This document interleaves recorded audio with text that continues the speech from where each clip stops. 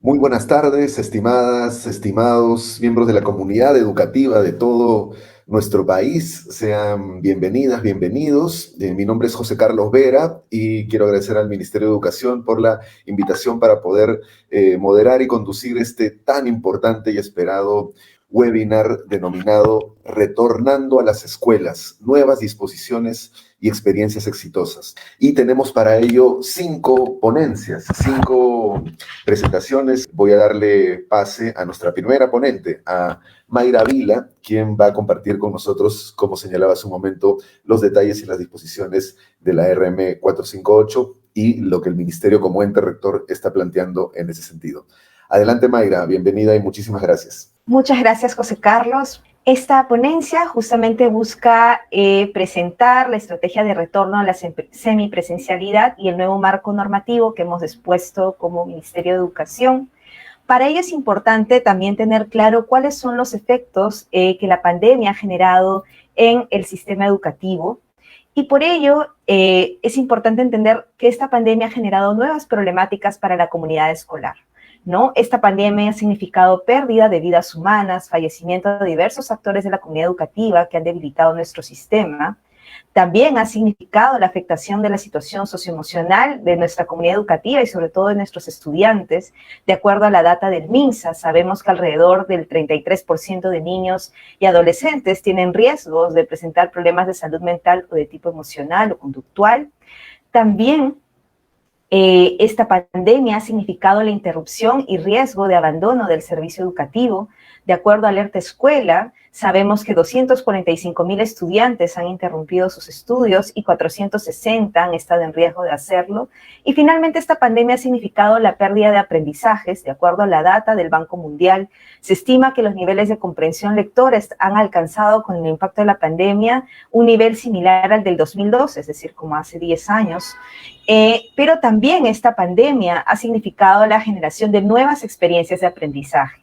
Y es por estos motivos que para nosotros como ministerio es tan importante poder retornar a nuestra escuela, hacer un retorno seguro, poder recuperar aprendizajes y también poder brindar un bienestar socioemocional a toda nuestra comunidad educativa. Por ello, como estrategia de retorno a la semipresencialidad, es importante saber que a la fecha ya contamos con 17,781 servicios que han retornado a la semipresencialidad, que configuran el 15,9% de los servicios a nivel nacional. También otro dato importante es que a nivel de vacunación hemos avanzado bastante. Ya estamos al 88,24% de avance de vacunación de personal de servicios educativos con 2 dosis. Si vemos esto a nivel de urbano y rural, vamos a ver que en rural tenemos un avance de 84,65% y en urbano de 89,47%. Estas características nos muestran que estamos ante un contexto distinto de la pandemia y por lo cual también es necesario ir ajustando la normativa que nos permita avanzar hacia un retorno a la luz de este cambio de contexto. Por ello es de que hacia el 2022 planteamos un retorno descentralizado, pero es importante entender que el retorno no ha sido un proceso que ha iniciado este año. El proceso de retorno inició desde el año 2020, con un desarrollo de un piloto rural en 832 servicios educativos. Luego pasamos al 2021 con un retorno que se caracterizó por ser seguro, flexible, gradual y voluntario, que hemos llegado hasta 17,781 servicios educativos y justamente con el marco normativo que se ha ajustado esperamos que esta cifra aumente hacia finales de este mes porque es indispensable para nosotros que nuestros docentes, nuestros directores tengan algún tipo de experiencia de pilotaje de lo que implica retornar en la escuela para que eso nos prepare hacia el 2022 que ya apostamos porque regresen el 100% de nuestros servicios educativos en un proceso que se va a caracterizar por ser seguro, flexible y descentralizado. Y es por eso que también es tan importante estas nuevas disposiciones normativas, porque buscan ser un marco habilitador para poder culminar este 2021 con nuestros servicios educativos que hayan tenido algún tipo de experiencia de retorno que les permita pilotear sus carpetas las carpetas de retorno, los planes de implementación, los protocolos de bioseguridad, cómo hacer recuperación de aprendizajes y todo eso se vaya materializando y con las lecciones aprendidas nos vayamos al 2022. Es decir, el retorno tenemos que seguir impulsándolo desde ya. Por ello, también hablamos de ir hacia el 2022, hacia la mirada de una nueva escuela. Para nosotros es importante que entendamos que no estamos retornando a la misma escuela en la que estábamos en el 2019 antes de la pandemia, sino justamente volver a una nueva escuela que se caracteriza por combinar la virtualidad con la presencialidad, desarrollando y fortaleciendo procesos autónomos para nuestros estudiantes y también que este manejo de la distancia y la presencialidad permita potenciar el trabajo docente. Apostamos por una escuela que aproveche los momentos de presencialidad para hacer mediación entre el docente, entre el estudiante, para hacer retroalimentación, ¿no? Y aprovechar los momentos a distancia para justamente fortalecer esta autonomía del estudiante. Asimismo, esta nueva escuela busca también seguir fortaleciendo esos aprendizajes que se gestan desde la comunidad, reconocer que esta pandemia nos ha permitido aprender que en todos los espacios se aprende, espacios al aire libre, espacios públicos, y por ello también es que vamos a seguir potenciando el aprendo en comunidad. Por ello, hay 5 medidas que se vienen tomando para el proceso de retorno. La primera es las condiciones que necesitamos asegurar, estas condiciones de bioseguridad para que sea un retorno seguro. En segundo lugar, son estos aprendizajes que les comentaba para la nueva escuela, afianzar estos aprendizajes y estas experiencias de aprendizaje que se gestan desde procesos híbridos y convienen este trabajo a distancia y presencial. En tercer lugar, la normativa actualizada, que es por ello que hemos dispuesto esta modificación normativa que se ha aprobado recientemente. En cuarto lugar, la movilización por la educación, porque consideramos que es muy importante que cada actor de toda la comunidad educativa, de los que participan en este proceso, podamos fortalecer desde su experiencia, desde sus roles, cómo contribuyen a este proceso por los aprendizajes de nuestros estudiantes. Y finalmente, una articulación intergubernamental que nos permita asegurar los espacios de diálogo para avanzar en un proceso concertado con todos los niveles de gobierno. Entonces, entrando ya a la normativa actualizada, nosotros nos regimos del marco normativo de la RM 121-2021 Minedu, que es la norma de retorno del 2021, que establece todas las disposiciones para la prestación del servicio educativo en ámbitos urbanos y rurales de toda la educación básica, ¿no? Esta norma ha tenido 3 modificatorias a lo largo de este año, justamente para irse adecuando al cambio del contexto de pandemia. Y es sobre la tercera modificatoria sobre la cual queremos hacer las mayores precisiones el día de hoy, ¿no? Esta RM 458-2021 Minedu. ¿De qué se trata esta nueva modificatoria? Hay 4 cambios importantes que tenemos que tener en cuenta. La primera es que se dispone el pronto retorno de todos los servicios que se encuentran habilitados, para lo cual las direcciones regionales de educación y gobiernos regionales de educación deben oficializar su cronograma oficial de retorno y también garantizar que se cumplan las condiciones de bioseguridad. Es decir, ya hay una disposición que todos y todas retornemos. En segundo lugar, se define un grupo prioritario. Se define como grupo prioritario a los estudiantes de quinto de secundaria y estudiantes de cuarto grado del ciclo avanzado. Apostamos a que nuestras promos vuelvan. En tercer lugar, se aclara la voluntariedad del retorno, ¿no? Se ha esclarecido que para establecer el proceso de retorno a nuestras clases, a nuestras escuelas, se debe hacer la consulta a las familias y que en esa consulta no se requiere tener de la mayoría a favor del retorno, sino que retornamos con los padres de familia que estén de acuerdo. Finalmente, en este proceso de voluntariedad, también se ha hecho más específico de que este proceso de retorno debe tomar en cuenta la opinión de nuestros estudiantes para la mejora continua del servicio educativo. Finalmente, el cuarto cambio es que se han actualizado los protocolos de bioseguridad que se establecían dentro de nuestra normativa, ello a la luz de la nueva normativa del Ministerio de Salud, la RM 1218 del 2021, MINSA, en la cual señala que el tema de protectores faciales solo es recomendado, no es obligatorio, y que la distancia mínima entre personas es de 1.5 metros. Sobre el primer punto del retorno, del cronograma de retorno, importante precisar que se dispone el reinicio de de los servicios educativos que se encuentran habilitados para dicho fin. Es importante tener en cuenta no invisibilizar cada grupo, cada nivel y ciclo que forman parte del servicio educativo de la educación básica. No todos los niveles son importantes y también este cronograma busca establecer esta planificación de metas concertadas para el proceso de retorno. Respecto a los grupos prioritarios de con quienes volvemos, nuestra normativa actual lo que refiere es que hay varios grupos prioritarios, ¿no? Se menciona que está inicial, 3, 4, 5 años, primaria, primero y segundo, el grupo de transición entre niveles, que son quinto de secundaria, de EBR y cuarto EVA, el grupo de vulnerabilidad, que son los rezagados o desconectados, y también el grupo especial que tienen discapacidad severa o multidiscapacidad. ¿Qué nos dice la modificación normativa? Que de estos grupos, en caso mi institución educativa cuente con varios niveles y varias modalidades, a quien debo ponerle prioridad hasta el grupo de quinto de secundaria EBR y cuarto EVA. Respecto a la voluntariedad, solamente hacer unas precisiones adicionales. El proceso de retorno implica el cumplimiento de 3 condiciones, y es lo que todos hemos ido aprendiendo durante este año. Sabemos que ahora estas condiciones de contexto, todas las habilitadas, está disponiendo el retorno, pero estas escuelas deben trabajar ahora en el cumplimiento de sus condiciones de bioseguridad acorde a lo que señala la norma. Y finalmente, cuando se hace ya la consulta social, que son las condiciones sociales, tener en cuenta que se hacen las consultas a las familias quienes deben establecer de manera expresa que se retorna. El cumplimiento de estas 3 condiciones nos lleva a tener un servicio educativo, institución o programa apto para la presencialidad o semipresencialidad.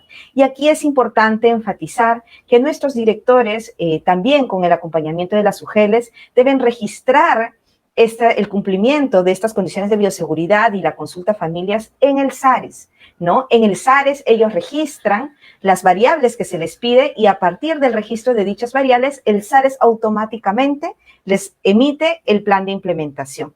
Y es este proceso el que nos va a permitir saber que estamos aptos para el retorno.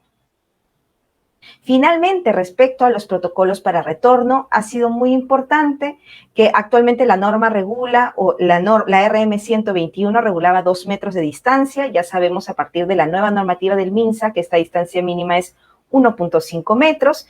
Entonces, es importante tener en cuenta esta variable para la organización de los espacios dentro de la escuela, para la señalización, para mantener la distancia. El gráfico que se muestra aquí en pantalla nos muestra una referencia de cómo nos podemos organizar, pero también aquí es importante precisar que no necesariamente todas las escuelas tienen mobiliario unipersonal, también puede haber mobiliario bipersonal o mobiliario grupal, y también ahí lo que debemos cuidar es que independientemente de cómo sea el mobiliario, cuidemos la distancia física que se respeta entre nuestros estudiantes. Entonces, eso hay que tener en cuenta. Sobre el protector facial, lo que señala MINSA en su normativa es que es recomendado en espacios cerrados sin distanciamiento físico. Hay un ejemplo puntual de ellos, por ejemplo, educación básica especial, porque para este tipo de servicio educativo que implica mayor cercanía con el estudiante, sí es recomendable, por ejemplo, al estar en un espacio cerrado, utilizar gafas, ¿no? No obstante, es facultativo, no es obligatorio. Importante también resaltar aquí que debemos seguir manteniendo las medidas de protección y prevención como son la ventilación cruzada, el lavado de manos o desinfección, el uso adecuado de las mascarillas, la higiene respiratoria y los aforos en cada espacio. Ya para cerrar, esta normativa, la RM 458 que se ha emitido, tiene como objetivo dar este marco habilitador que permita acelerar el proceso de retorno hacia fines de este año 2021.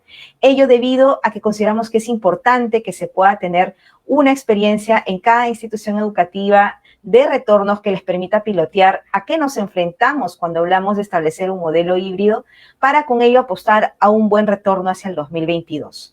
¿Cuál es el siguiente paso y qué es lo que se viene? Ya se viene trabajando en la norma de retorno 2022 que va a tomar todas las lecciones aprendidas de la normativa interior que está prevista a aprobarse hacia fines de diciembre, fines de este mes, y ahí ya se establecerán estos lineamientos que debemos seguir. Entonces, con ello, solamente cerrar con la importancia de poder acelerar este proceso de retorno por los aprendizajes de nuestros hijos y asegurando siempre un retorno seguro. Muchísimas gracias, Mayra. Le damos pase a Estefanía Bermúdez, coordinadora de Bienestar Integral de Secundaria, para que pueda compartir con todas y todos en la estrategia La Promo Vuelve. Muchísimas gracias, Estefanía. Adelante, por favor, con el tiempo establecido. Saludos. Muchísimas gracias, José Carlos. El día de hoy profundizaremos sobre el proceso de implementación de la estrategia de atención a los estudiantes que culminan la educación básica Somos Promo enfatizando en la priorización del retorno a las escuelas. Debido al estado de emergencia nacional declarado a consecuencia de COVID-19 en el 2020, desde el Ministerio de Educación se ha dispuesto una serie de acciones que garantizan la continuidad del servicio educativo. Una de las medidas implementadas ha sido la prestación de referido servicio desde la modalidad a distancia en las instituciones educativas públicas de educación básica alternativa a nivel nacional, a través de la implementación de la estrategia denominada Aprendo en Casa a partir del 6 de abril del 2020. Esta estrategia surge como una respuesta ante la coyuntura y, bueno, se mantuvo constante durante toda la emergencia sanitaria. Sin embargo, ante el cierre del espacio físico de infraestructura educativa que afecta a los estudiantes y en particular a aquellos que están en término de escolaridad y trae consigo consecuencias desde la no continuidad de los aprendizajes hasta el incremento en la interrupción de los estudios. Por ello, desde el año pasado, el Ministerio convocó a la movilización nacional por la continuidad educativa y el retorno al sistema escolar, que luego se convirtió en una estrategia nacional para la reinserción y continuidad educativa en el 2021. Un poco para nosotros tener en cuenta el público objetivo al cual estamos refiriéndonos, que es el público que se encuentra culminando la educación, tanto la educación secundaria como el cuarto ciclo avanzado de EVA. Aproximadamente tenemos 400.000 estudiantes matriculados, de los cuales el mayor porcentaje efectivamente se encuentra en ámbito urbano, pero asimismo también tenemos un porcentaje bastante importante en ámbito rural. Otra de las condiciones y características de este público es que el mayor porcentaje se encuentra utilizando el medio web a través de Aprendo en Casa, luego continuando con TV y radio, ¿no?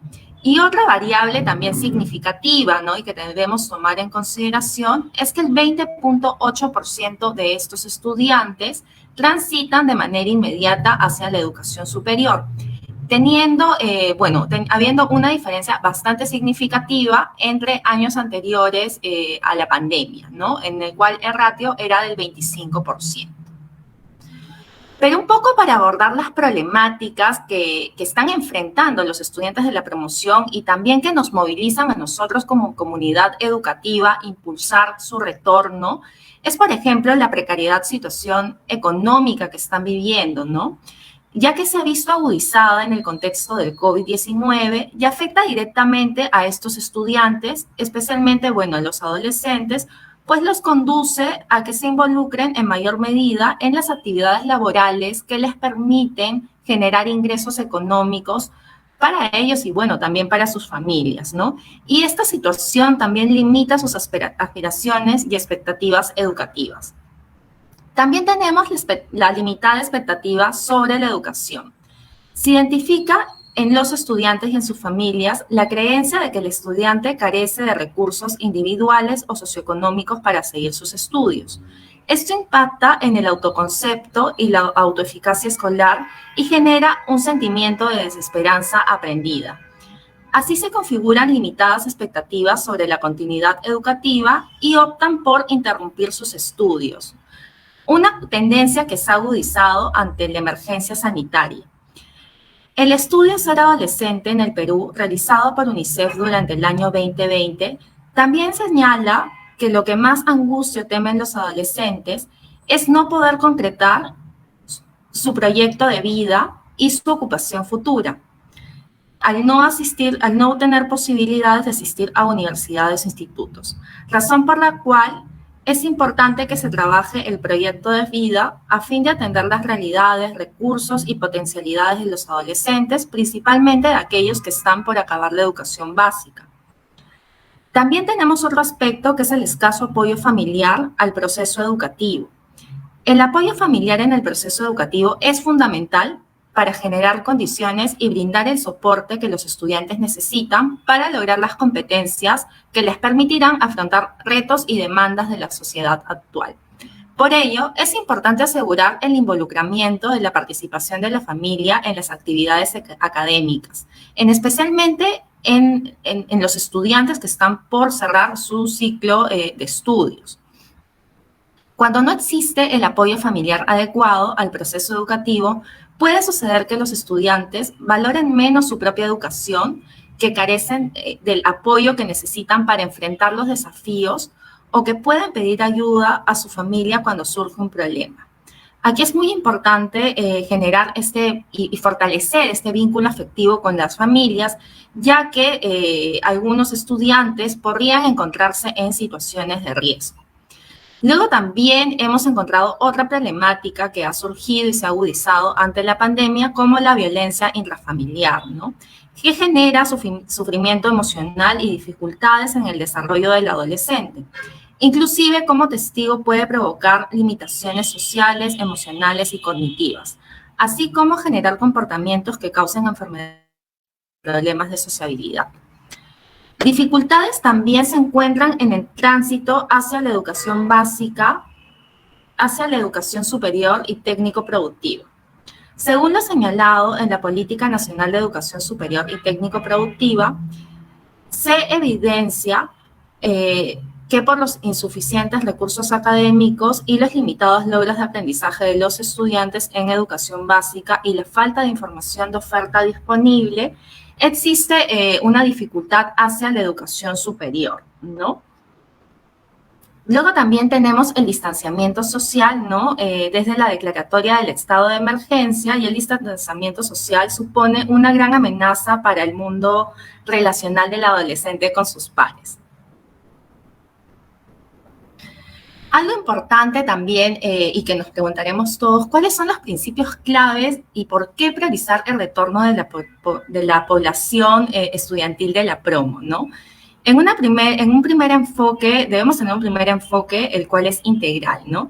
El COVID tiene un impacto multifacético en los derechos de los adolescentes. Afectan a su educación, protección, salud, nutrición y más. Y además, a las escuelas que se preparan para la reapertura, es fundamental abordar las necesidades globales de los adolescentes desde un enfoque coordinado e integral. Luego también tenemos la participación estudiantil y debemos también basarnos en estructuras que ya existen, ¿no? La promoción es una estructura bastante fuerte y movilizadora, la cual va a apoyar y va a fortalecer el retorno de otras promociones y por ende de otros grados, ¿no? La reconstrucción resiliente también, que es el proceso de reapertura que ofrecen las escuelas y las oportunidades de reforzar sus sistemas existentes en educación, salud, protección y preparación ante desastres, haciéndolos más flexibles e inclusivos. Entonces también nosotros queremos enfatizar en base a un resumen sobre el marco normativo que ya contamos con las condiciones para poder seguir impulsando el retorno de la promoción, ¿no? Durante el 2021.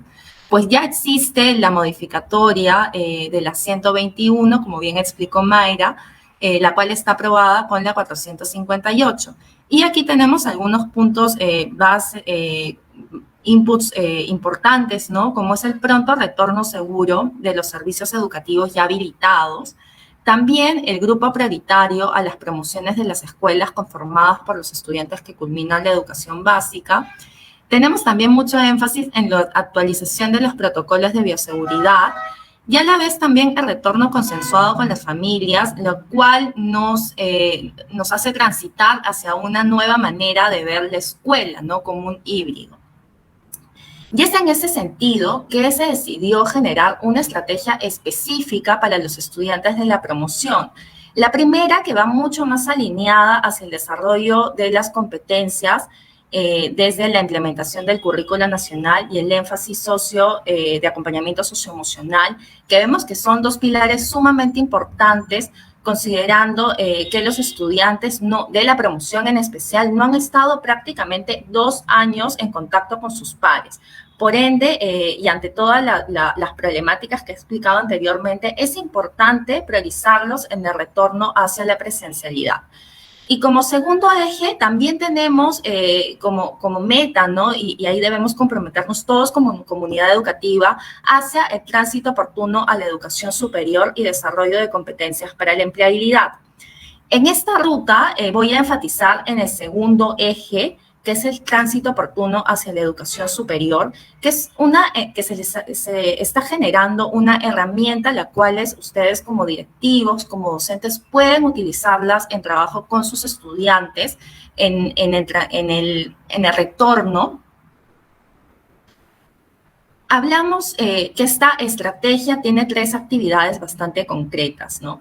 La primera es el programa de orientación vocacional, la segunda hablamos sobre el desarrollo de competencias para la empleabilidad y la tercera sobre becas y créditos educativos, ¿no? Entonces ponemos como centro poder sostener al estudiante emocionalmente y a la vez también poder trabajar su proyecto de vida a través de los programas de orientación vocacional que ofrece, por ejemplo, dentro de la plataforma Ponte en Carrera, ¿no? En esta plataforma, es una plataforma que ya, si bien es cierto, está siendo usada desde el año 2017, el año pasado generó nuevas mejoras, ¿no? Ofreciendo test vocacionales calibrados, también identificación de la oferta educativa a nivel nacional, planes de carrera, modalidades también de becas. Luego también podemos encontrar las orientaciones vocacionales SOBIO, ¿no? El SOBIO es un servicio de orientación vocacional, el cual se ha realizado un trabajo muy articulado con ellos para poder ofrecerlo en el marco de esta estrategia. Ustedes podrán ingresar a través del enlace de manera directa o haciendo uso de la plataforma de Somos Promo, ¿no? Que más adelante les voy a explicar rápidamente de qué trata el uso. Luego también tenemos una tercera actividad que es el desarrollo de competencias para la empleabilidad, ¿no? En articulación con el Ministerio de Trabajo se ha puesto a disposición de los estudiantes 48 cursos gratuitos, los cuales oscilan entre 3 a 48 horas y son de interés y permiten que puedan los estudiantes desarrollar sus competencias y tener capacidades para la empleabilidad. Asimismo, también se está trabajando de manera articulada con Fundación Telefónica para poder generar algunos cursos adicionales de manera tutorizada. Luego también tenemos lo que vendría a ser becas y créditos educativos. Tenemos también en esta plataforma, ¿no? que en breve se las voy a mostrar rápidamente, la promoción tanto de las becas que se ofrece a través de Pronavec, las becas y créditos educativos. Hace poco se ha cerrado la convocatoria de beca 18 y a la vez también tenemos otras becas porque se busca capitalizar y promover las becas que existen dentro del sistema educativo, ¿no? Ya sea de fundaciones, universidades, institutos, embajadas, ¿no? En este caso, se están promocionando para el 2022, enero 2022, las becas de patronato BCP, son aproximadamente 250 becas. Y también, como otras oportunidades educativas, se está difundiendo los procesos de admisión, ya sea de las Fuerzas Armadas, Policía Nacional. Luego también los invito a que puedan visitar la plataforma de PERVEDUCA, en la cual podrán ustedes encontrar las orientaciones que detallan el proceso de implementación de Somos Promo, ¿no? Las cuales en este espacio ustedes podrán también descargar una infografía, la cual detalla cómo pueden acceder a esta sección de educación superior que se ha creado para esta estrategia. Es a través de la plataforma Aprendo en Casa. Hacia la mano derecha superior en menú encontrarán el botón Educación Superior, en la cual podrán encontrar información sobre orientación vocacional que les he mencionado, preparación también para ingresar, ¿no? De manera articulada con diversas universidades e institutos. Se ha trabajado unas fichas informativas, las cuales permiten a los estudiantes estar listos para esta transitabilidad hacia la educación superior. También los estudiantes podrán descargar sus certificados de logro de aprendizaje a través de esta plataforma. También podrán encontrar una sección de becas oportunidades y también una adicional sobre competencias para la empleabilidad. Entonces, esta información podrán ustedes visitarla a través de la plataforma Aprendo en Casa, la sección Educación Superior. Y también invito a que puedan ustedes promover el uso, ya sean en los espacios de tutoría, para que los estudiantes puedan estar atentos a estas novedades, ¿no? Estefanía, perdón, tenemos que ir. Ah, perfecto. Muy bien, gracias. Perfecto. Muchas gracias. Vamos a seguir rápidamente con nuestro siguiente ponente, Martín Arpasi, director de la IE de secundaria Taniri Circa Chinga de Puno, que nos va a presentar la experiencia de retorno en el nivel secundario en contexto rural 1. Muchas gracias, José Carlos Vera, para exponer, hacer conocer a todo el Perú la experiencia de retorno a la semipresencialidad. Institución Educativa Secundaria Taniri Circa Chinga, perteneciente a la DRE Puno, Ujel Chucuito. La experiencia de retorno a la semipresencialidad en el nivel rural, en el nivel secundario en contexto rural 1. El director, el profesor Martín Arpasi Dueñas, el que les habla. Mi personal docente, licenciado Juan Ortega Huanca, licenciado Edwin Cabrera Cruz, profesor Efraín Cutipa, profesor José Raúl Aguilar Cruz, profesor Vidal Pérez Flores, profesor Olegario Mamani Vilca, profesor Frank Steve Montúfar y personal administrativo, señora Navia Mamani Vilca. La necesidad de retornar a clases semipresenciales. Bueno, la ubicación de esta institución educativa, llámese Puno, está dividido en dos polos, ¿no? La zona quechua y la zona aymara. Y nosotros nos ubicamos en la zona alto andina, cerca de la frontera con Bolivia, de la ciudad de Puno. Y podemos observar en la imagen nuestro APU Santo Domingo, y al pie de ello está ubicado nuestra institución educativa a 4.283 metros sobre el nivel del mar. ¿Por qué la necesidad de volver a la semipresencialidad? Hemos visto la necesidad, el diagnóstico que poco porcentaje de estudiantes tienen el acceso a la conectividad, pero esto con señal boliviana. Servicio de conectividad de Internet limitado, puesto que tenemos el establecimiento del tambo del programa País MIDIS, entonces el acceso no es las 24 horas, es limitado y tampoco abastece a la cantidad de estudiantes que tenemos. En el centro poblado de Taniri Circa Chinga, tampoco no cuenta con servicio de señal telefónica, ya sea Movistar, Claro, Entel o Vitel. Y las condiciones que hemos visto nosotros, la institución educativa, toda la comunidad educativa, es pues primero ver la normatividad, la resolución ministerial, la número 121-2021, Minedo. A nivel de la institución educativa, hemos visto a cumplir los siguientes aspectos, ¿no? El contexto está ubicado en una zona rural. En el aspecto bioseguridad tenemos todos los protocolos, tenemos también el puesto de salud del mismo centro poblado, y en el aspecto social que no ha habido, que es poca población y tampoco no hubo contagios de lo que es la pandemia de COVID-19.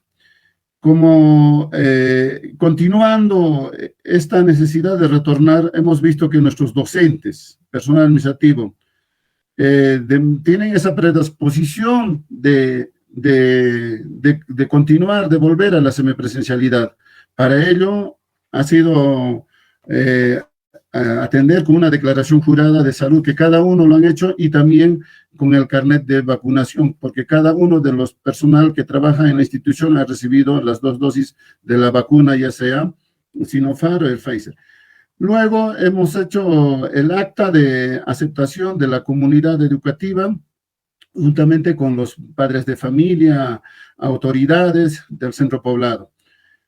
Luego, la habilitación e implementación de la plataforma SARES, que esto ha estado desde un inicio, ¿no? Inhabilitado, perdón, y luego hemos pasado a habilitado en el mes de julio, a fines del mes de julio, y para implementar con todos los documentos esta plataforma, bueno, ha sido aceptado ya el día 23 de agosto, y desde ahí, con toda la autorización, hemos estado ya entrando a lo que es la semipresencialidad. Para ello también se ha conformado la Brigada de Contención Anti-COVID, donde tenemos profesores tutores responsables, los padres de familia, el representante de los estudiantes, el jefe de centro de salud y la gestora del tambo. También se ha recibido el apoyo de los especialistas para el llenado de la plataforma SARES de la UGEL Chucuito Juli, y al mismo tiempo se ha realizado también los informes correspondientes. En la primera parte del manejo de los protocolos de bioseguridad, ¿qué hemos hecho? Hemos tenido la reunión de coordinación con el puesto de salud, en este caso del centro poblado, quienes integran una obstetriz, una doctora serumista y una técnica. Con ellos juntamente se ha hecho la jornada de sensibilización a los padres de familia, también a toda la población en su conjunto para el uso de los protocolos, el uso de la mascarilla, el lavado de manos y todo lo que concerniente a los protocolos de bioseguridad. Tenemos, una vez iniciado, tenemos el apoyo del personal del puesto de salud para el control de la temperatura, que cada lunes en la mañana está en la puerta de ingreso de la institución educativa, haciendo la medición de la temperatura a todos los que ingresan a la institución educativa, ya sea estudiantes, profesores y algunas veces la visita de los padres de familia. También podemos observar acá en las imágenes en el lavado de manos, tenemos también lo que es nuestro lavatorio de lavado de manos. También en la puerta de ingreso están nuestras señalizaciones de protocolos de bioseguridad. También contamos con el kit de higiene de limpieza en la institución educativa, esto como parte también del mantenimiento de locales escolares 2021. Y el uso de mascarillas que también han sido elaborados por los mismos estudiantes. Aquí vemos al profesor de Educación Física, el profesor Juan Ortega Huanca, quien juntamente con los estudiantes está haciendo una presentación de una mascarilla elaborado con materiales propios de la zona, lo que es la lana de vicuña. Bueno, en coordinación con las familias, nuestro aliado número uno, con las familias que hemos tenido, las reuniones de sensibilización, la aprobación del acta de retorno a semipresencialidad y, más importante, que cada mensual tenemos un taller de escuela de padres, que nuestro aliado también es el Centro de Emergencia Mujer de Desaguadero y el establecimiento de Tambo, quienes asisten cada mensual de manera presencial en el establecimiento del Tambo para orientar a las familias. Y las reuniones mensuales también que tenemos en la institución educativa.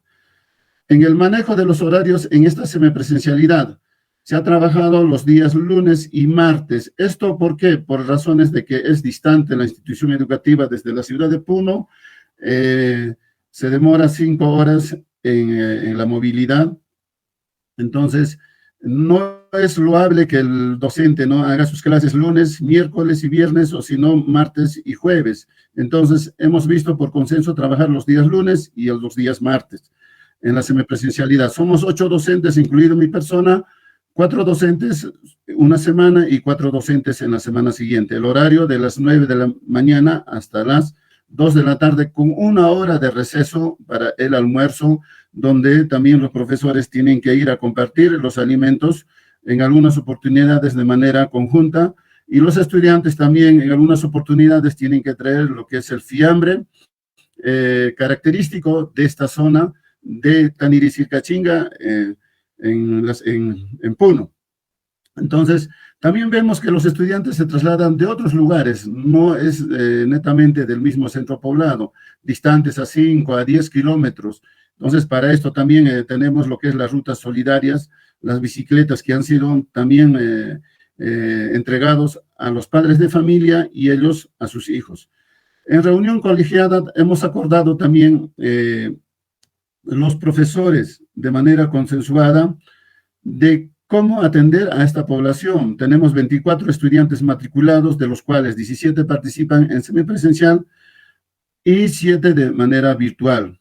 Y la adecuación de los horarios se ha hecho según las experiencias de aprendizaje en Aprendo en Casa, de acuerdo a las actividades que están en el cronograma de las actividades en las áreas integradas.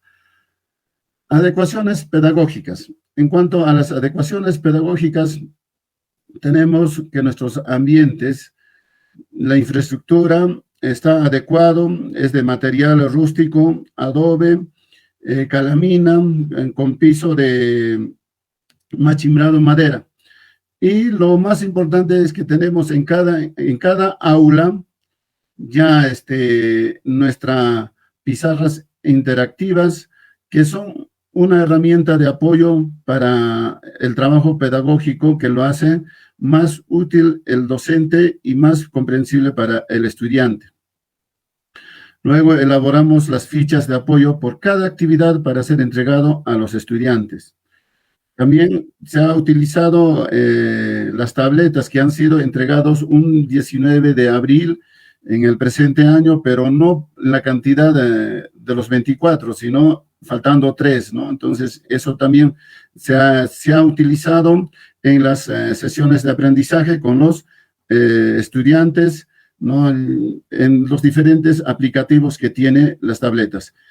Y una de las cosas más importantes en el aspecto pedagógico, no se ha hecho lo que es la retroalimentación, la mediación efectiva personalizada, se puede decir, porque la cantidad de estudiantes, llámese, hemos repartido de esta manera, ¿no? Del sexto ciclo, que es primero y segundo, solamente tengo 7 estudiantes. Entonces, para ello, ellos asisten en una sola aula, ¿no? Entonces, en el tercer y cuarto, igual, otros 8 estudiantes. Entonces, ellos también asisten en otra aula. Y los de quinto grado, que son la cantidad de 4 estudiantes, y un estudiante que no asiste por motivos familiares a la institución educativa, también se ha hecho la visita a su domicilio. Entonces, también podemos adecuarnos aquí en la imagen, observar, ¿no?, cómo la institución educativa también sufre lo que es los fenómenos naturales en tiempos de nevado, ¿no? Entonces, también en esos tiempos tenemos que adecuar los horarios y tenemos que exigir también que los estudiantes estén abrigados. Bueno, ¿dónde y cómo planificamos? En las reuniones colegiadas de manera virtual, dirigido por mi persona, realizamos las acciones de planificación y contextualización de las experiencias de aprendizaje, en donde también decidimos, ¿no?, planteamos nuestra situación significativa, el reto y el producto a obtener en cada experiencia de aprendizaje, y para esto la predisposición de nuestros estimados maestros, grandes maestros, que se han adecuado también a esta semipresencialidad y a seguir trabajando en lo que es por el aprendizaje de nuestros estudiantes. En estas imágenes podemos observar un producto de lo que es el área de arte y cultura. Apreciamos manifestaciones artísticos culturales que muestran la extinción de la fauna en el Perú. Entonces, aquí, ¿qué hemos hecho? Hemos contextualizado de las máscaras, ¿no?, de los animales que existen en la zona. Podemos observar de un puma, de un búho y de una vizcacha. Entonces, son los productos que los estudiantes han presentado en esta parte de lo que es adecuaciones pedagógicas. Y lo otro, en el área de ciencia y tecnología, que mayormente se ha hablado, ¿no?, sobre el COVID, sobre cómo contrarrestar en las primeras sesiones, en las primeras experiencias de aprendizaje. Entonces, lo hemos visto trabajar aquí con los estudiantes, lo que es la planta medicinal, el sasawi, que contrarresta también, solamente existe en esta zona altoandina del distrito de Pisacoma.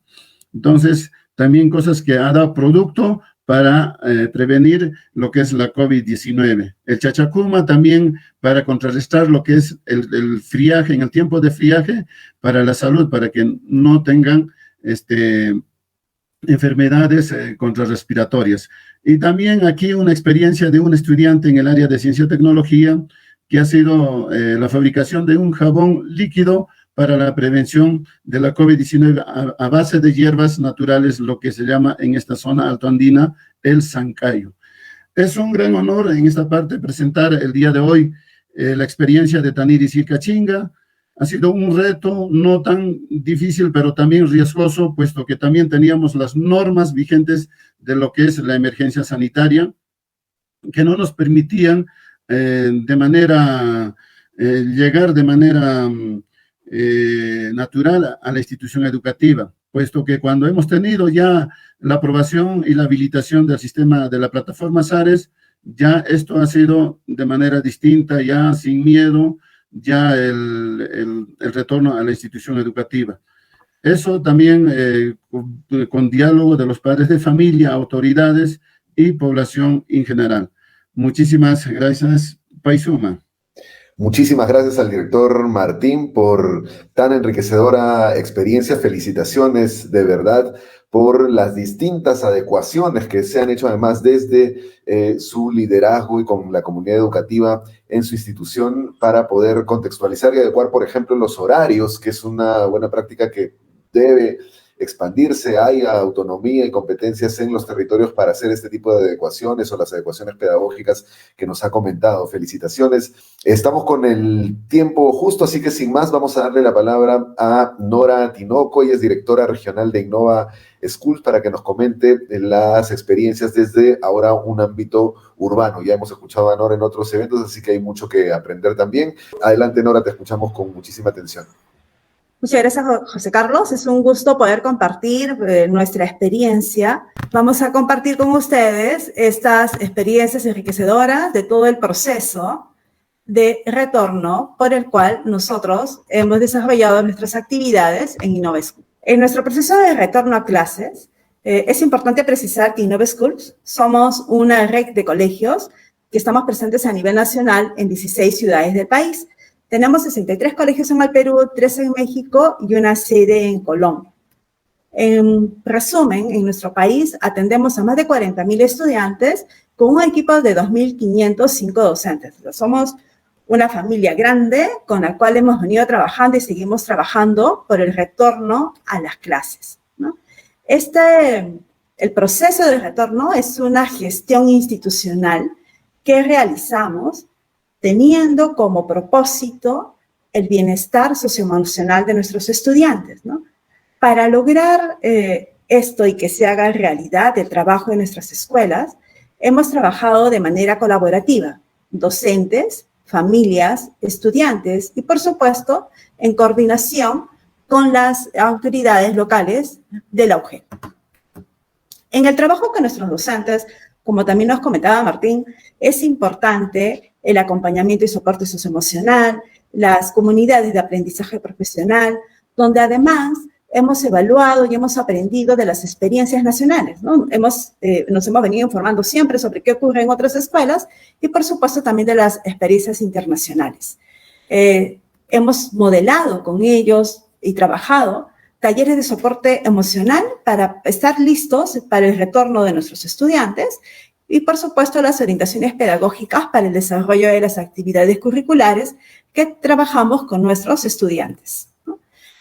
De la mano, no hemos dejado de lado, siendo importante en el contexto que estamos, todo lo relacionado con la bioseguridad, ¿no? Hemos tenido con ellos capacitaciones en una modalidad, por ejemplo, sincrónica, como lo que estamos en estos momentos, también en modalidad síncrona, y modelado de estos procesos en la escuela.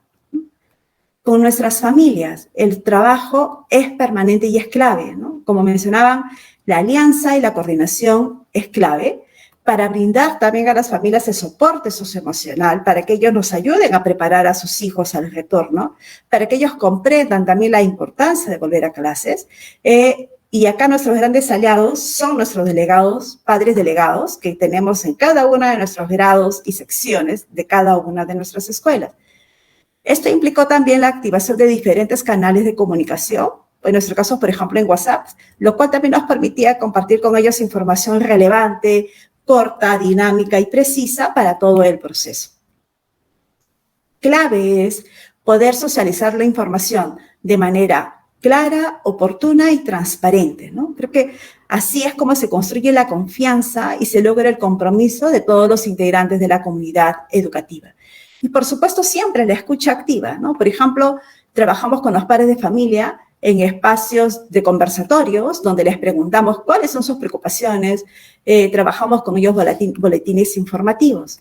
Los padres de familia, por ejemplo, a través de un pamphlet en un encuentro que tuvimos hace poco, nos comentaban que para el retorno sus principales preocupaciones son, ¿no?, los protocolos de bioseguridad y la convivencia y el soporte socioemocional de nuestros estudiantes. Todos estos insumos nosotros los tomamos y nos permite trabajar con ellos diferentes recursos para seguir apostando por el retorno a las clases. Por ejemplo, ¿no? Vamos a iniciar actividades escolares, compartimos con ellos algunos videos cortos de menos de 1 minuto, donde puedan conocer cuáles son los protocolos al ingreso, a la salida, cómo están divididos los espacios en la escuela, cómo son los protocolos de bioseguridad y limpieza dentro del aula, ¿no? Les presentamos también cómo nos preparamos, qué ocurre. Acá tenemos sesiones preparados, listos ya, ¿no? Donde nos dirigimos a las familias que ya están sumadas al proceso de reinicio de actividades en la semipresencialidad. Por ejemplo, compartimos las experiencias que tenemos también en nuestras escuelas para que nuestras familias sepan de que también hay otros niños que están asistiendo al colegio, ¿no? Nuestros estudiantes son nuestro propósito y nuestra razón de ser, por eso que permanentemente trabajamos con ellos un plan de soporte socioemocional y tenemos mapeado e identificamos cuáles son los factores protectores y factores de riesgo que pueden impactar en el retorno a la escuela. Modelamos con ellos los protocolos de bioseguridad y algo que hemos aprendido es que nuestros estudiantes son los más responsables, ¿no? Muchas veces los padres, los maestros, tenemos ciertas dudas, pero nuestros estudiantes, puedo asegurar que se cuidan más que nosotros los adultos. El mensaje siempre que ellos nos dan es, nos cuidamos porque queremos volver a la escuela, extrañamos el colegio, ¿no? Para poder hacer esto posible, como también comentaba Martín, nosotros hemos hecho adecuaciones en el horario, tenemos un grupo de estudiantes que permanece en la modalidad virtual, otro participa en la modalidad semipresencial. En nuestro caso hemos focalizado 2 áreas, educación física y arte, y nuestros estudiantes asisten 1 vez a la semana, desarrollamos las actividades al aire libre, es decir, hemos priorizado este tipo de actividades porque además sabemos que son claves en el soporte socioemocional de nuestros estudiantes, ¿no? Entonces, en este proceso de adecuación, trabajamos con nuestros estudiantes de esta manera. ¿Qué nos ha ayudado mucho a asegurarnos que las condiciones sean permanentes? Por ejemplo, contar con un checklist de organización básica, donde tenemos todos los procesos claves de la escuela. El día a día a veces nos gana, nos puede traicionar y nos podemos descuidar. No nos podemos permitir esto, ya que está de por medio el bienestar y la seguridad de nuestros estudiantes. Contar con un checklist, por ejemplo, permite que todos estemos empaginados y aseguremos la calidad del servicio. Compartir información en forma de flujos, de manera amigable, socializarlo oportunamente con los equipos, ayuda a que todos estemos alineados y aseguremos el proceso de retorno, ¿no? Estas son algunas de las prácticas que venimos ejecutando en Innova Schools y estamos muy contentos de compartirla porque igual queremos que todos nuestros estudiantes vuelvan al colegio. Gracias, José Carlos. Muchísimas gracias, Nora. Muy, muy interesante la experiencia también desde un colegio con una red tan grande en nuestro país. Ahora, como último ponente, doy la bienvenida al doctor Salomón Durán, representante del MINSA, quien va a compartir con nosotros algunos de los nuevos protocolos de bioseguridad del MINSA que están plasmados en la RM 1218-2021 del MINSA. Adelante, doctor Durán. Un gusto tenerlo con nosotros. Buenas tardes con todos. Gracias por la invitación para poder aclarar y hablar sobre este tema tan importante que es la prevención y control de la COVID-19. Vamos a hablar sobre el tema prevención y control de la COVID-19 y esto está basado en la resolución ministerial 1218-2021 del Ministerio de Salud. Recordemos de que esta es una actualización de la resolución ministerial 193 que salió publicado en mayo del año pasado, en donde se dictaba cuáles eran las medidas de prevención y control básicas de la COVID-19. Durante todo este año, o más de un año que transcurrió desde la publicación de la resolución ministerial 193, mucho se ha conocido sobre COVID. Recordemos que COVID está presente con la humanidad recién desde diciembre del 2019. Entonces, se conocía muy poco sobre los mecanismos de transmisión y hay bastante literatura que ha salido publicado sobre este tema y el conocimiento avanza día a día.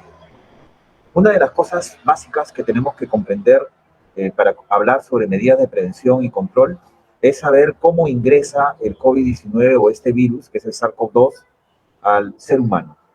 Hay que recordar que el virus no atraviesa la piel. Tiene 3 puertas de entrada, básicamente. Una Las dos puertas principales es la mucosa nasal, porque aquí en la mucosa nasal hay unos receptores especiales que van a permitir el ingreso de las partículas virales. De la mucosa oral, aquí también, en la lengua, en la faringe, hay unos receptores especiales que van a permitir el ingreso. Y también a través de la mucosa o de la conjuntiva ocular. No es un mecanismo muy efectivo, pero es posible que se transmita a través de la conjuntiva ocular. Entonces, el virus tiene 3 puertas de entrada nada más: la nariz, la boca o los ojos.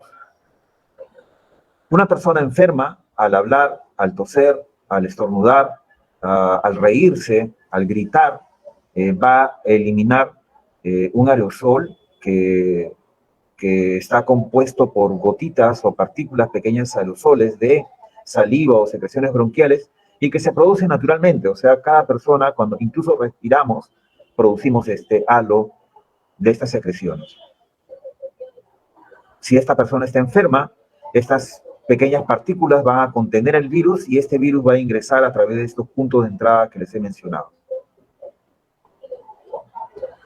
De esta manera, lo que se conoce es que el virus puede ingresar a través de estas pequeñas gotitas cuando una persona sana está respirando. Ustedes saben de que nosotros respiramos sin darnos cuenta 11 o 12 veces por minuto. Hacemos el mecanismo de inspiración y expiración. El pulmón está trabajando sin que nosotros nos demos cuenta. Y al momento de respirar podemos inhalar esas pequeñas gotas. El virus también se conoce que puede ser salpicado directamente a la boca o la nariz o a los ojos, aunque esto es un poco improbable, pero puede suceder si es que estamos muy cerca a una persona, y también de una manera indirecta, cuando nosotros tocamos a una persona enferma y la piel de esta persona enferma, por ejemplo, sus manos están contaminadas, o tocamos una superficie que ha sido contaminada con gotas que contienen el virus. En resumen, el SARS-CoV-2 es el virus que transmite la COVID-19, puede ser adquirido a través de aerosoles, a través de las gotas grandes, a través del contacto directo, o sea, al tocar a una persona enferma, y del contacto indirecto si un hospedero que ha estado enfermo ha contaminado una superficie, por ejemplo, una mesa. Vamos a hablar con eso al detalle. ¿Cuál es el problema que ha estado ocurriendo sobre la transmisión de la COVID-19? Lo que ha pasado es que la Organización Mundial de la Salud y los organismos internacionales han cambiado de opinión en el transcurso del año que ocurrió la pandemia. Tengo acá a este lado la reseña científica de la Organización Mundial de la Salud del 9 de julio del 2020, donde decían ellos, afirmaban, y sobre la base de esto se hicieron todos los protocolos en el mundo, de que la COVID-19 se transmitía a través de gotas y a través del contacto directo. Luego, un año después, casi en mayo del 2021, o sea, este año, la OMS junto con el CDC de los Estados Unidos cambiaron de opinión y dijeron de que no, de que la transmisión de la COVID-19 es a través de partículas muy finas de aerosol, o sea, a través de aerosol. Ha habido un gran debate entre los científicos del mundo si era a través de gotas o de aerosoles. Al principio la OMS dijo que era a través de gotas y después cambiaron de opinión y dijeron que era a través de aerosoles. ¿Y eso qué tiene que ver? Esto es muy importante, porque esto explica un poquito por qué hemos cambiado las medidas de prevención de las que teníamos el año pasado y ahora tenemos otras. Esto explica qué es lo que pasa cuando una persona enferma tose. Cuando una persona tose, va a haber unas partículas muy pequeñas que se van a convertir en aerosoles. Estos aerosoles pueden viajar distancias grandes y quedar flotando en el aire, y son lo que las personas sanas van a inspirar cuando están cerca a una persona que está enferma. En cambio, las gotas son gotas un poco más grandes, van a caer rápidamente al piso, no viajan grandes distancias, es decir, pueden viajar aproximadamente 1 metro o un poco más, pero no más de 1,5 metros. Cuando la OMS decía que la transmisión de COVID-19 era a través de gotas grandes o de contacto, ¿cuáles eran las medidas de prevención básicas? Lavado de manos y distanciamiento. Por eso es que la OMS al inicio dijo que la prevención de la COVID era a través del distanciamiento, el distanciamiento físico de más de 1,5 metros y el lavado de manos. Esto era lo que afirmaba la Organización Mundial de la Salud el año pasado. En mayo de este año, ahora nos dicen de que no, de que hubo un error y que la transmisión de la COVID-19 se hace a través de las pequeñas gotas de aerosol. ¿Y cuáles serían las medidas preventivas para evitar que nos contagiemos por estas pequeñas gotas de aerosol? Es a través de las mascarillas, el uso adecuado de mascarillas, o sea, protegiendo la nariz y la boca, y la ventilación adecuada de los ambientes, porque cuando en un ambiente hay ventilación adecuada, no se producen estos aerosoles.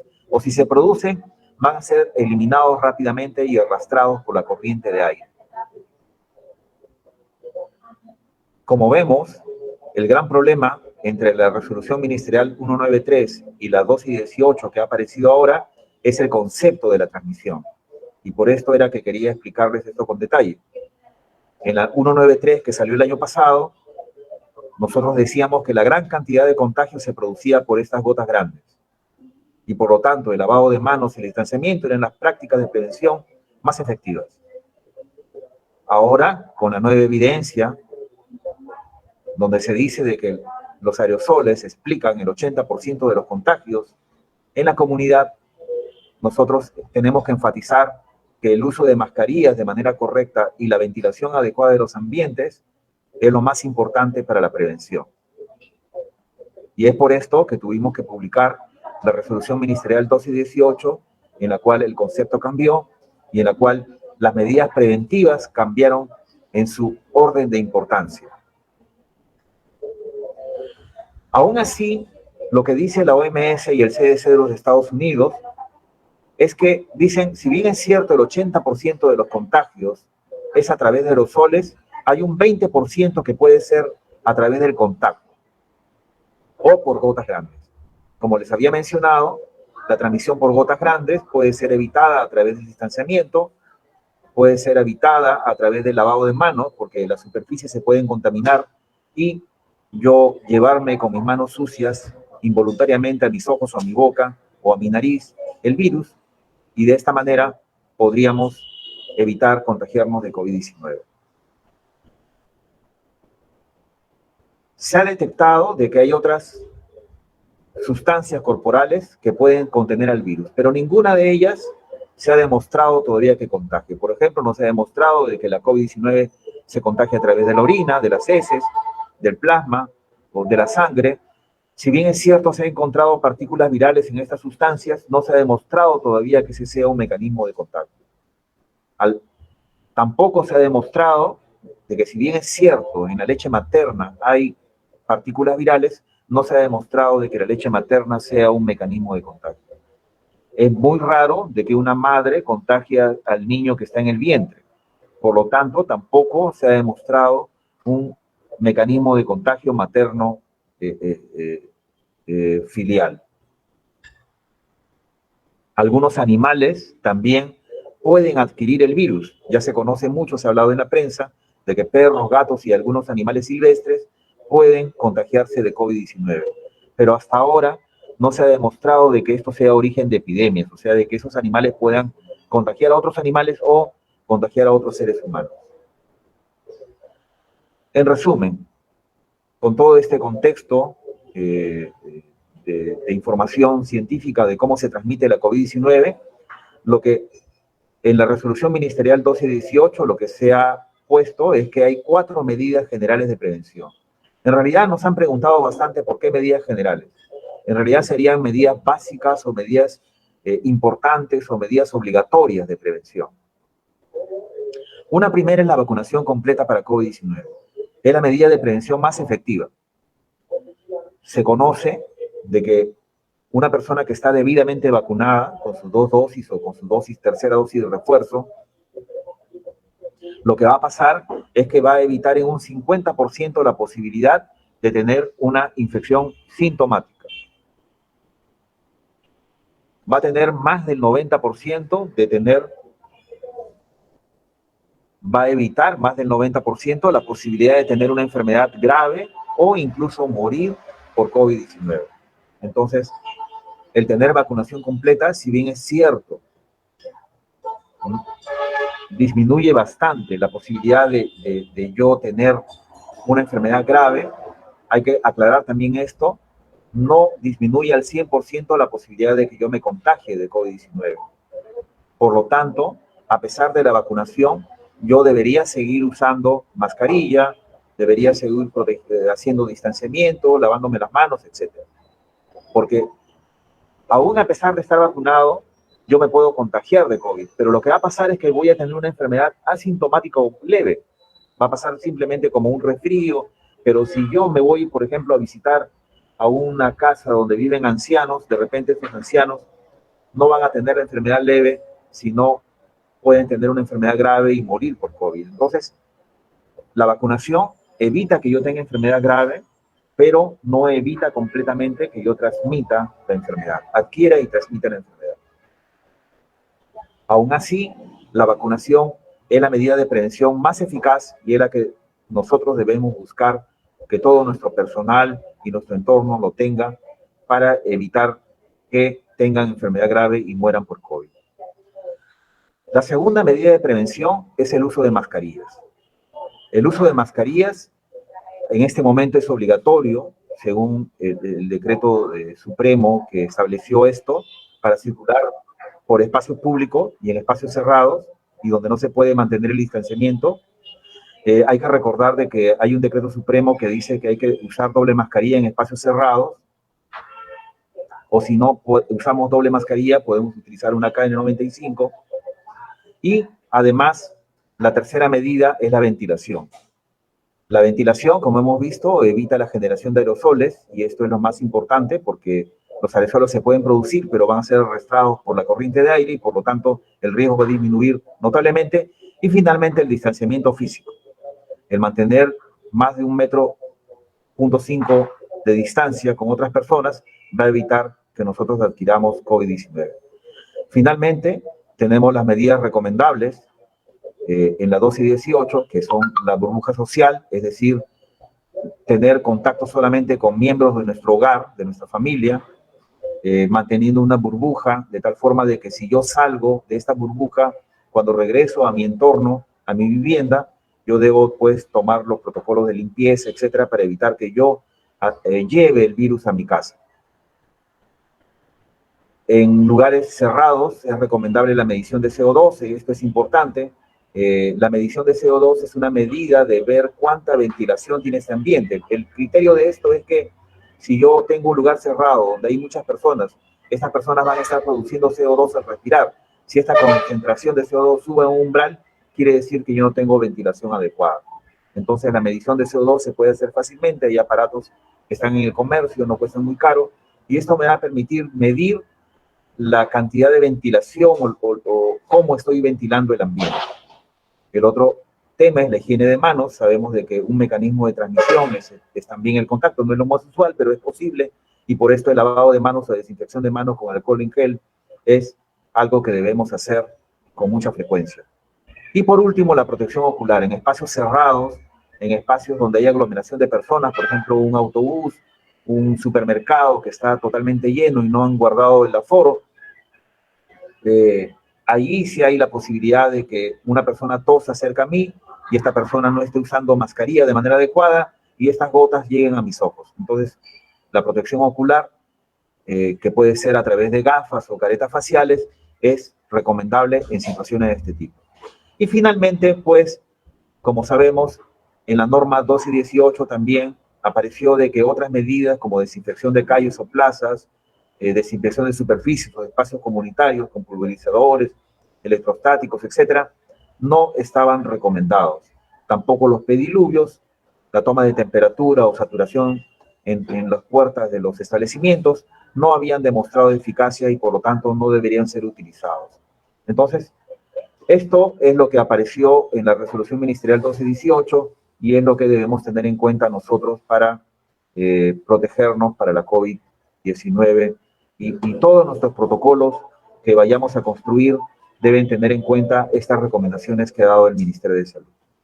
Muchísimas gracias al doctor Salomón Durán, representante de MINSA, por tan clara explicación y precisiones de por qué se vienen estableciendo estos protocolos de bioseguridad expresados en la RM y aclararon también algunas dudas. Como sabemos, esto se discute y se analiza permanentemente. Ya vemos como la propia OMS ha variado un poco sus recomendaciones en base siempre a evidencia científica y esto va cambiando, ¿no? Entonces, gracias nuevamente, doctor Salomón, por su participación y siempre el trabajo articulado entre los órganos rectores, tanto del sistema educativo como del sector salud, en materia de salud pública, es fundamental y sigamos trabajando juntos en esa medida.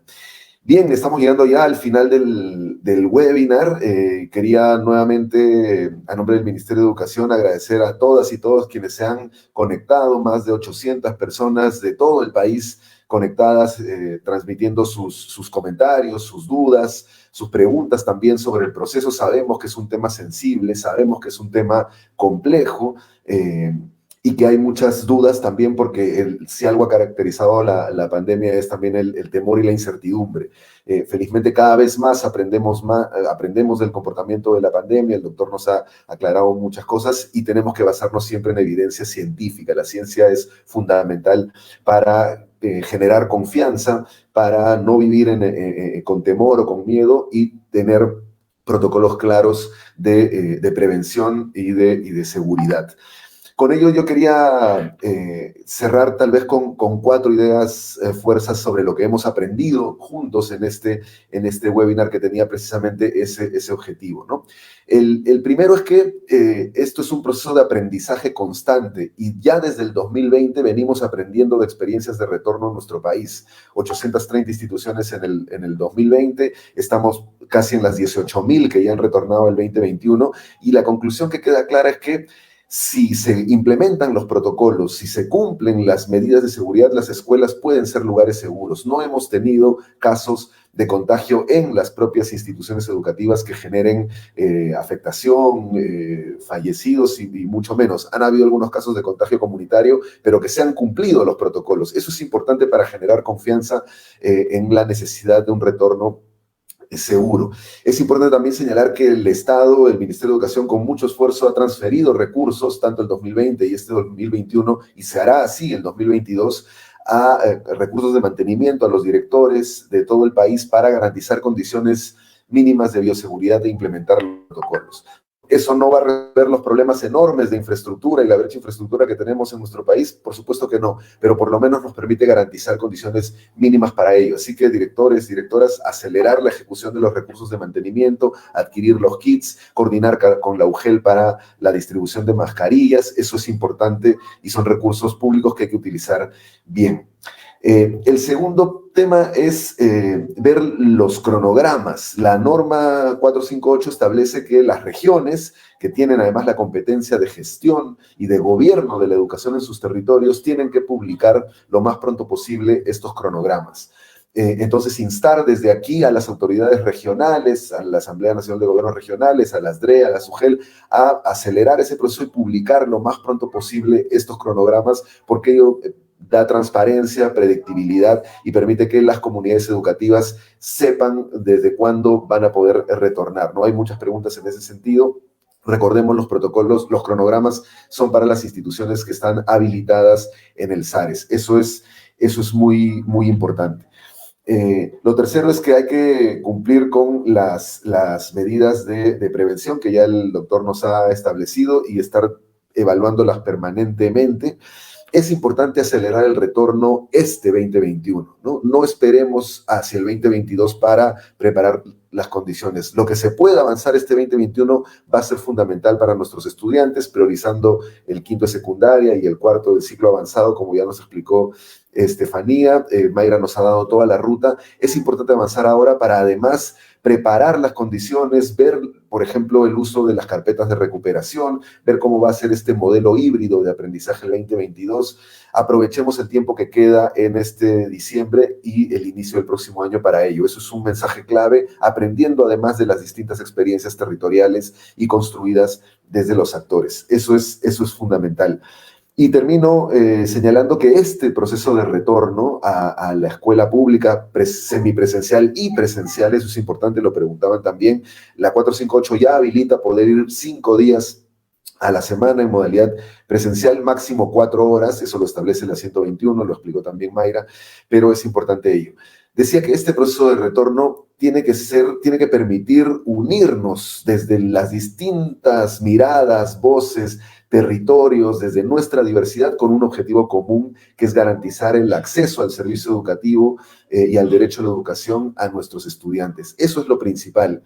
Entonces, construyamos hacia ese objetivo común, más allá de las distintas perspectivas o distintas realidades que tenemos, que son parte de nuestra sociedad y de nuestra naturaleza como país, ¿no? Entonces, aprendamos de las experiencias de los colegios públicos en ámbitos rurales, también de los colegios privados. Son miradas distintas, pero todas suman, ¿no?